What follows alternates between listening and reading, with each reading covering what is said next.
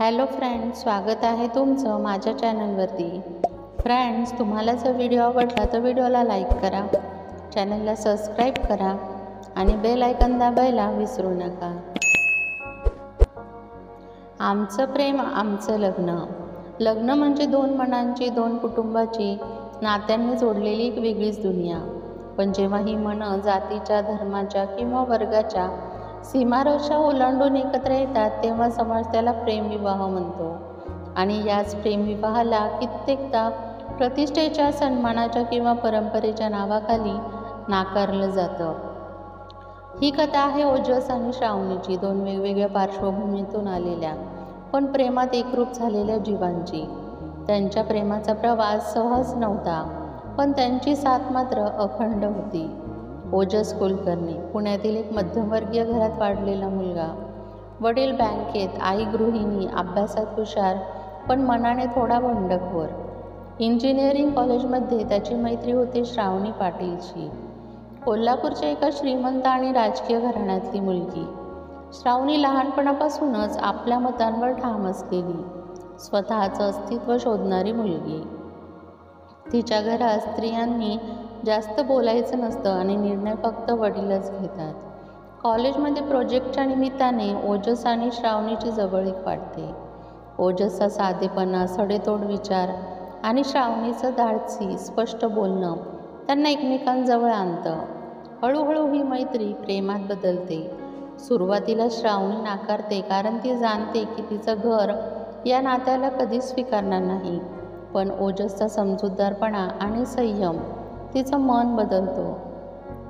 एक दिवस कॉलेज कॅम्पसमध्ये श्रावणी ओजसच्या समोर उभी राहते आणि म्हणते, तुझ्यासोबत चालायला खूप कठीण वाटतंय, पण तुझ्या विना जगणं त्याहूनही कठीण आहे.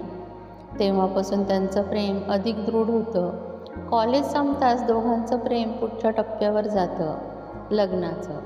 पण इथेच सुरुवात होते खऱ्या संघर्षाची. ओजसचे आईवडील जरी मध्यमवर्गीय असले तरी सुसंस्कृत होते.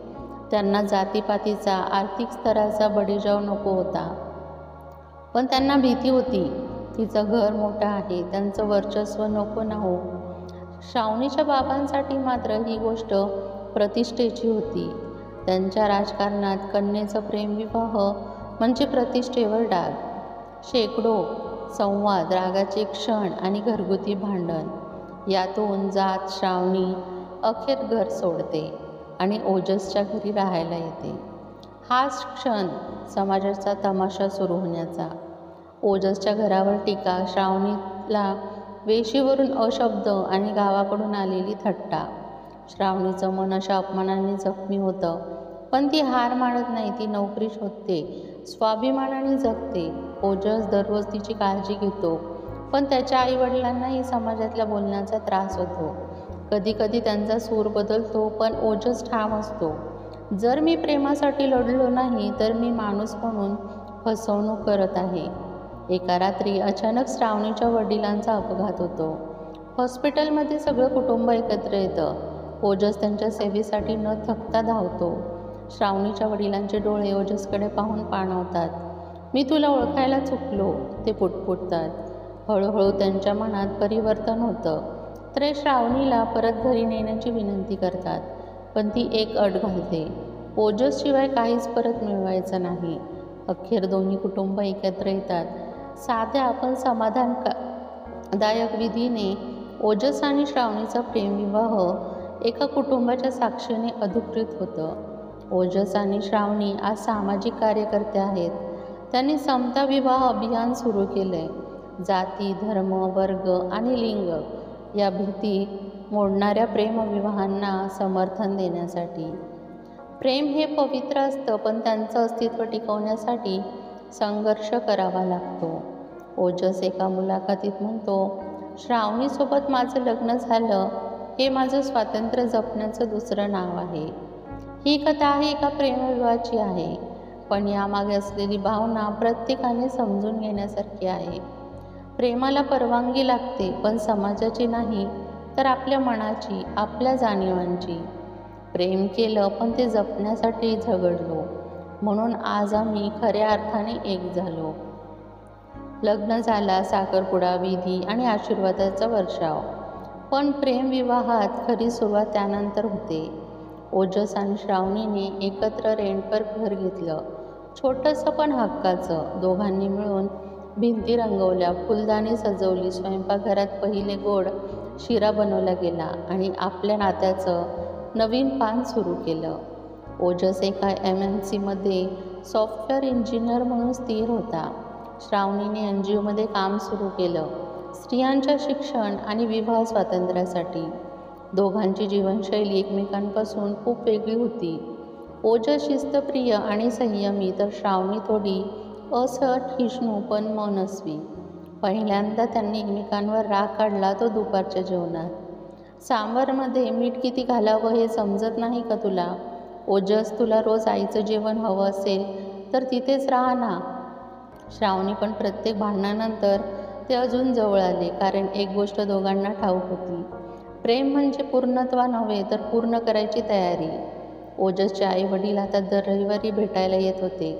सुरुवातीला थोडं कडवट वागणं होतं, पण श्रावणीच्या संयमाने आणि प्रेमाने ते वितळू लागलं. एकदा ओजसची आई म्हणाली, श्रावणी, तू खरंच आमचं घर सावरलंय. तुला सोन्यापेक्षा जास्त मान द्यायला हवा. श्रावणी गहीवरून गेली. तिच्या डोळ्यात पाणी आलं. ती म्हणाली, आई, जे घर स्वीकारतं तिथं मी सोन्याची नाही, लेकीची जागा शोधते. त्या दिवशी ओजसच्या आईने तिच्या डोक्यावरून हात फिरवला आणि एका खऱ्या अर्थाने नवं माहेर मिळालं. श्रावणीने तिच्या NGOच्या माध्यमातून मुक्त लग्न मोहीम राबवली. ती कॉलेजमध्ये जाऊन तरुण मुलांशी संवाद साधायची, त्यांच्या प्रश्नांना उत्तर द्यायची आणि समाजाच्या चुकीच्या धारणा मोडायची. एकदा तिचा सामना झाला एका कट्टर विचारांच्या गटाशी. एका अधिवेशनात तिला थेट विचारलं गेलं, तुम्ही प्रेमविवाह करता आणि आमच्या मुलींचं घर उद्ध्वस्त करत आहात. ती शांतपणे स्टेजवर उभी राहिली आणि म्हणाली, घर जेव्हा उद्ध्वस्त होतं तेव्हा मुलींचा निर्णय घेण्याच्या अधिकारांवर कुलूप लावलं जातं. मी प्रेमविवाह केलाय, पण त्यांचं नुकसान नाही, माझं आयुष्य उभारलंय. हॉलमध्ये टाळ्यांचा कडकडाट झाला. विवाहाच्या 3ऱ्या वर्षी ओजस आणि श्रावणीला गोड बातमी मिळाली. ते आईबाबा होणार होते. गर्भधारणेच्या काळात ओजस अधिक संवेदनशील झाला. रोज सकाळी दूध गरम करणं, गाजराचा रस बनवणं आणि तिच्या पाठीवरून हात फिरवत सगळं ठीक आहे ना असं विचारणं हे त्याचं नित्याचं झालं होतं. श्रावणी म्हणायची, मला मुलाचा बाप हवा नव्हता, मला मुलासाठी एक उत्तम माणूस हवा होता आणि तो तू आहेस. मुलाच्या बारशासाठी श्रावणीने दोन्ही कुटुंबांना, तिच्या NGOमधल्या विद्यार्थ्यांना आणि प्रेमविवाह करणाऱ्या जोडप्यांना आमंत्रित केलं. एका जोडप्याने बारशाला आल्यावर तिच्या नातेवाईकांनी पुन्हा तोंड वाकडं केलं. तिच्या काकांनी म्हटलं, आता काय बारशालाही हे प्रकार? श्रावणीने उत्तर दिलं, ज्यांचं प्रेम जगाने नाकारलं त्यांच्यासोबत बारसं साजरं करणं म्हणजेच माझ्या बाळाला सहनशीलतेची पहिली बाळकडू देणं.